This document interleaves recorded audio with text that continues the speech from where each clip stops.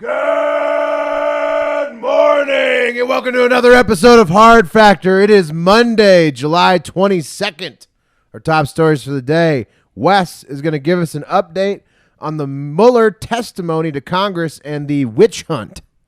Yeah, they think they might have something this time, guys.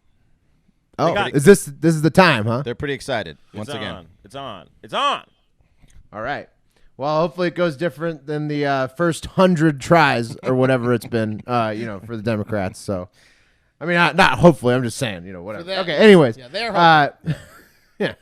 Mark, Pat, and I will take us through an eclectic news buffet of other headlines. Take it away, Wes. All right. Representative Jerry Nadler, the House Judiciary Chairman, is really excited, guys. And that's because the Dems get to talk about nothing except the Mueller report once again this week and the foreseeable future, as Robert Mueller is set to testify this week before the House Judiciary and Intelligence Committees. And once again, Democrats are convinced that once Robert Mueller fully explains his report, that it will somehow show without a doubt that Trump has committed high crimes and misdemeanors that meet the standard of impeachment. All right, Mr. Mueller, tell us what we want to hear this time. Yeah. Tell us what we want to hear. We know you left something out the first 80 times. But didn't we already come to the realization that he probably committed obstruction of justice, but it doesn't matter while he's in the White House, right? Like, yeah, I think if you read it like really close, he like definitely committed obstruction of justice. No collusion, and you can't really do much about it till later. Yeah. Right. So let's just get through it here, boys. And move on. Yeah. Move on. Yeah. So yeah, still not sure what the crimes are yet. Not sure if they actually know fully. I mean, you wouldn't want to drop the case after 2 years of absolutely finding nothing. I mean, you really got to uncover every stone here. Yeah. Mm-hmm. You wouldn't want to just give up like that. I don't think. Right. So Nadler said, "quote The Mueller report presents very substantial evidence that the president is guilty of high crimes and misdemeanors, and we have to present or let Mueller present those facts to the American people and then see where they go from there, because the administration must be held accountable and no president can be above the law, blah, blah, blah, blah, blah." Mr. Mueller, I know you said that you wouldn't even come if you were subpoenaed. Here you are. I know you said that you didn't want to talk about this. Tell us what we want to hear. Yeah. Tell us what we want to hear. Just do it like a book reading. Yeah. Talk about, it's going to be like, talk about boring. Nadler and Mueller together. Yeah. It's like two Mr. Rogers talking to each other. Nadler's like, please read the entire 1,000-page report. Paragraph 14. Come on. So also on his appearance on Fox News Sunday, Chris Wallace asked him what the Dems would do if Mueller's testimony turned out to be just nothing but a big turd taco. And to that, Nadler, exuding great confidence, replied, "We hope it won't end up being a dud. And we're going to ask specific questions about, look at page 344, paragraph 2. Please read it. Does that describe obstruction of justice? And did you find the president did that, for example? Because you always got to hope and pray your president did, in fact, commit high crimes, and you'll be able to throw the whole country into a fucking tornado by impeaching him. Personally, I like to hope he didn't commit any crimes, so we can just end this bullshit. But then what will Dems have to do for the next year and a half other than decide which soft-ass candidate they're going to throw up against Trump next November? Well, it's not like we're not in a tornado right now. Some would say, it's like, I mean, who cares? They need to just lean into whatever the hell's going on. And I've been preaching this for a while. I still think that they should do an apprentice to find the Democratic nominee against Trump. But then also they should add into this season of The Apprentice, Trump letting different teams do projects to see who can make up the best impeachment case that's going to fail.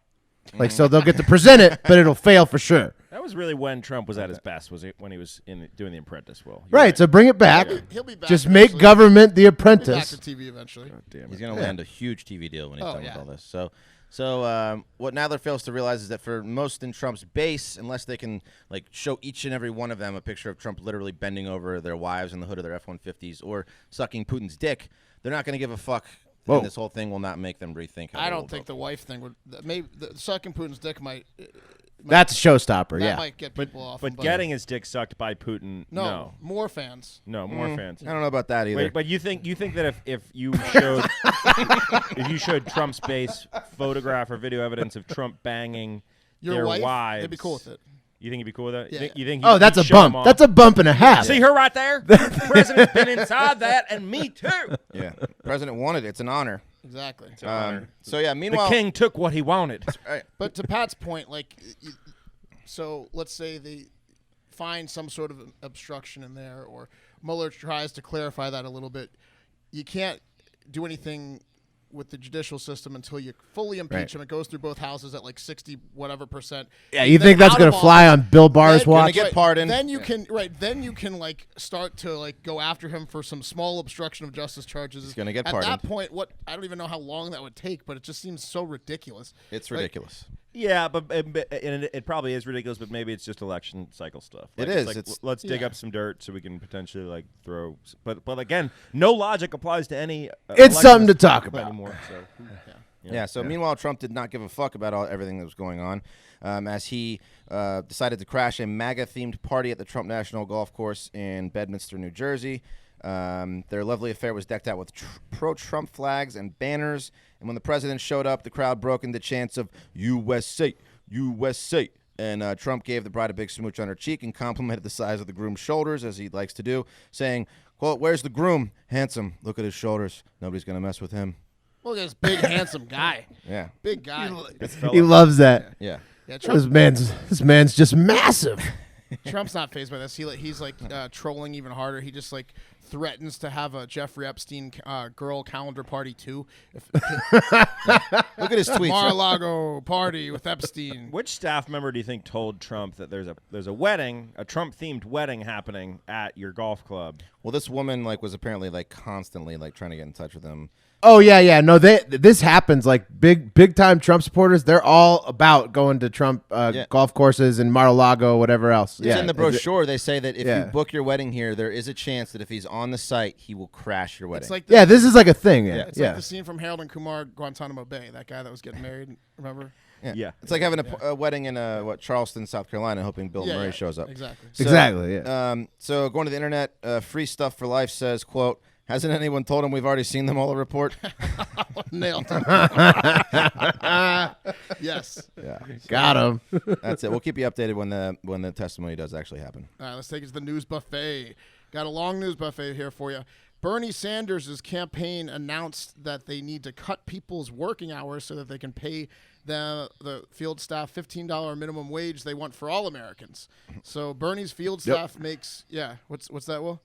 They just said, "Yep, Yeah. This is a real story." It's pretty funny. Pretty funny headline. Bernie's field staff makes $36,000 a year. They're unionized, and that's what they make for a salary. And at a self-proclaimed average of 60 hours of working per week, some of them started to complain to Bernie's campaign manager and the press, saying, "Hey, this guy who wants to give $15 to every American when he's president, maybe he should start with us, his fucking workers, because he's tasking us with doing the world's largest grassroots campaign effort and not paying us $15 an hour. We're making more like $12 an hour." So, Right. Good point. Yeah. I mean, campaign staffers, by the way, historically paid nothing and expected to work immense amounts of hours. Like that's how you cut your teeth in the political world. That's been the standard for a long time. So That is why are these wimps complaining? Because in March 2019, they unionized and signed contracts for $36,000 a year salary, Pat. So if you weren't making your salary, I get it. Yeah. I don't agree with unions in the first place, but I get it. Okay. So now the workers are going to have their working hours cut down to like 42 hours a week, so they can make $15 an hour an average. And Bernie Sanders is pissed. He's mainly pissed because they opened their mouths. He goes, "It does bother me that people are going outside the process and going to the media. That is really not acceptable. That is really not what labor negotiations are about. It's improper." So, what the hell is he talking about? He's like just a big union guy. He went on to say that the union contract not only does pay at least $15 an hour, but he says that his people have the best health care benefits of any employer in the biz. Oh, I'm sure. They do get platinum health care. They do get sick time. They do get PTO. Hey, guess whose campaign offers zero fucking health care and people are working hundreds of hours a week Everyone for else's. $7 an hour? Yeah, pretty much. Yeah, everybody else in absolutely Trump's campaign. Right. So back to this minimum wage thing. The Democrat-controlled House last week voted in favor of a bill to gradually raise the minimum wage from $7.25 an hour to $15 an hour. That hasn't changed since 2009. We've covered that in the past, but this bill is probably not going to see too much traction in the Republican-controlled Senate. More to come on that, though. Sanders and his campaign are being widely mocked for having to cut back on the workers' hours, suggesting that maybe Bernie's strong suit isn't the economy. I, for one, though, if I'm making $36,000 an hour doing it, I know obviously you want to work hard and he's got a lot of work to be done, but I work 2 jobs and I'd prefer to make the same amount of money for less hours. So I don't really see the problem with working 42 hours if you're already making the 36,000 instead of 60. But hey, what Will was saying, it's a moot point completely and totally, because the truth is campaigns are tireless, unpaid. Pat, no, it's not, because they're union workers and they could sue. Understood, Yeah. but there's a reason that people Right. work. I mean, historically, to you get prove campaigns. yourself as a People young projects. political. So what, historically, yeah. there's a lot of shit that happened in the past that maybe isn't going to happen. My in the point future. is, They you don't signed a fucking contract. you don't unionize if you're a fucking laborer for a campaign. You don't. Well, it's like they I did it did. for a year. Goodbye. Unions are like, okay, I got my bennies. I got Hey, my pension. Pat, this is progress. Pat, this is progress you in should make action. This one, and This and is they're already making the $36,000 an hour, so I'd rather work 42 than 60. So for them, it's like a win, I think. But whatever. Yeah, but they're going to lose the election anyways. Doesn't Yeah, matter. Your passion for getting your candidate elected should supersede. Oh yeah, any- you should make no money and work 70 hours. a week for- 100%. Yeah. Okay. This is the guy who doesn't believe in protesting. Yeah. All right, don't I feel like believe in campaigns is protesting. a That's how- situation where that's you how should. democracy works. Protesting, attention gets No. brought to an issue. No. Charlie Rispoli, All right, a police go. officer. Yeah. What are you talking about? It's important. Okay. Just do your story. Okay. We got to keep going. Yeah. Charlie Rispoli, a police officer for the Gretna, Louisiana Police Department, made a Facebook post Gretna, about nice. AOC that's drawing some controversy. The peace officer posted a link to an article from the trusted news source Tiger's Gonna Tate with the comment, "This vile idiot needs a round, and I don't mean the kind she used to serve." So a bullet. Yeah, she's talking about a bullet, apparently referring to the fact that AOC used to be a bartender. And I don't mean it means a bullet, and I don't mean the whiskey that Talking she used about to serve. her career and murdering her. Yeah, strong suggestion. Yep. There Uh-huh. from this guy. The headline from Pulitzer Prize-winning publication Tater's Gonna Tate read, "Ocasio-Cortez on the budget. We pay soldiers too much." As you might guess, it was a fake headline from a satirical site. Like yeah, an onion headline. kinda. She'll say it eventually. Yep. Okay. Okay, Wes. Hey, Satire- if the headline, but wait, if the headline is fake though, isn't that like double jeopardy? Like you don't, like you're quote tweeting a fake headline, so your terrible thought may not be real because the article is not real. But the point that he's having the thought, Will, and, Sure, and Will. whatever is fucked up. Satire, Are you sure? Well, look, I feel like that's a double jeopardy it's not, scenario. It's not a double jeopardy scenario. Okay, I promise. Okay. Satire. Well, I know a lot of people's parents who are very guilty of, Yes, of this. Because the baby of boomers, a lot of these. Well, the baby boomers are fucked because they used to be able to trust media in at least some way, shape, or form pre-internet. But the point is, guys, We've got one. So We've you got. You got to be careful. yeah, but we posted a fake video of Tekashi 6ix9ine Yeah. sounding hilarious, not talking about murdering I'm him. the fastest kid alive. I love My Little Pony. Look, satire is a concept that Rispoli has had difficulty with since birth. Anything he can't understand, he fears and he threatens with death, which is, let's just say things get pretty tense in Rispoli's house every month when his wife starts her period. Oh damn! You can't say. and What's going on with you? It needs a round, and I don't mean the kind she used to serve. What the Yeah. fuck is he talking about? Yeah, this comes, guys, weeks after Philadelphia That's police aggressive, held yeah. a press conference announcing that the Plainview Project, a nonprofit organization, had identified more than 3,000 posts that were racist or violent in nature from 328 active duty Philadelphia police officers, to which almost Yeah. anyone who's ever been to Philadelphia responded, "And how's this news?" Yeah. Duh. Yeah, I mean, you're never what's gonna on their stop. You're never gonna stop this from happening. That's so. like 9.7 posts per guy. That's not that. God, Right, I hate that's these blacks. All right, exactly what I would expect. Gotta go to work and patrol the neighborhood. All right. Moving on. President AMLO of Mexico says that the life sentence plus 30 years that El Chapo Guzman got from the U.S. feds is, quote, inhumane. You may remember El Chapo. He's the 62-year-old drug kingpin who has violated countless underage girls and killed probably even more people than he's sexually violated. Probably with the most inhumane practices of vats of acids. Buried alive. Yes. Buried alive. You know that he had dual marks on his wall where he would tally up who he's killed and violated. makes you kill your family. a big wall. Type thing. Big wall, huge wall. The killing is getting closer to the violating.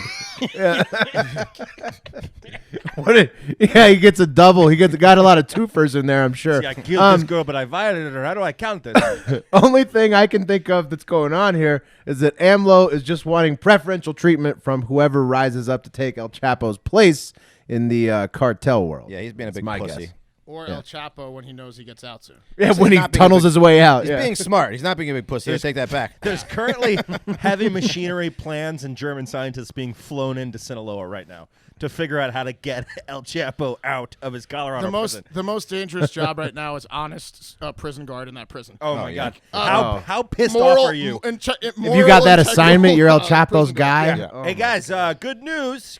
El Chapo, exciting news for you prison guards here in Colorado. Yeah. El Chapo's coming. If you get asked, Sir, I resign. Yeah, exactly. If you get asked to be a part of the tunneling out or like the escape, and you say no, I mean, you basically have like 8 hours to leave like the state. Yeah. Hey, Mark, I noticed you took the family to Hawaii again. What's going on with that? Making a lot of trips to Hawaii on a prison guard salary there, Mark. Yeah. Well, it was either that or vat of acid. I would do All it. right, Chance the Snapper, the famous Chicago lagoon alligator that was freaking people out in Chicago over the last few weeks, has been relocated to guess where? I don't know. Where? Where do alligators live? Louisiana? Florida. And Chance is settling into his new digs at the St. Augustine Alligator Farm Zoological Park in Florida quite nicely, apparently.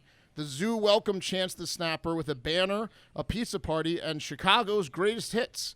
A little play there. Now that the pizza party and banner is out of the way, though, Chance will be getting the real normal alligator treatment, which is he will be left to live completely alone for 90 days to make sure he is illness-free and then join other gators potentially after quarantine. So 3-month quarantine for those gators. If he dies, they're just going to replace him because they know that people are going to come see just to see Chance the Snapper. Yeah. The Oh, Chicago. yeah. You can't tell gators No apart. one will be able to tell the difference. Also, on this past Friday morning, the 4th alligator was discovered in or near Pittsburgh since May. An employee found a 2-foot-long alligator near a garbage can at the Giant Eagle grocery store in Shaler, which is 10 miles north of Pittsburgh. It looks like a little baby alligator. Shaler Township Police Lieutenant Dave Banco told the local news. Someone dropped it off or lost it. Yeah, it looks like it's because it is a baby alligator. Dave? Could be a Cayman, Mark. I've been to a Giant Eagle outside of Pittsburgh, and these people would be losing their goddamn minds. If they That looks like a gator. On their Facebook page, Shaler Police put out a call for the owner to contact them and promptly will give you back the gator and not arrest you, sure. Yeah, he's just in there. He's just in the cell. Go collect him right there in the cell. Clink. The largest of the gators is technically not illegal to own an alligator. It is illegal to abandon them. The largest of the gators found near Pittsburgh in Pennsylvania was a 5-foot escaped pet alligator named Chomp. Police removed 32 animals from Chomp's home after they identified where the crazy man who owned the house lived. The home included 3 more alligators, 3 snakes, including Burmese pythons, a lizard, and some iguanas. Also, multiple dead animal remains were discovered in the house, and I'm assuming some animals were entirely missing, dissolving in a python or an alligator shit as well. just like rats. That's and mice crazy. running around. We have Do you 7 cats.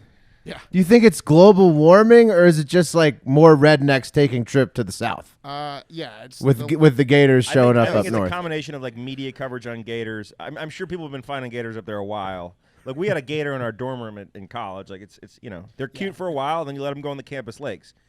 No, Right. It's not global warming that they're appearing in lagoons in Chicago. In Pennsylvania? internet, though. No, it's not.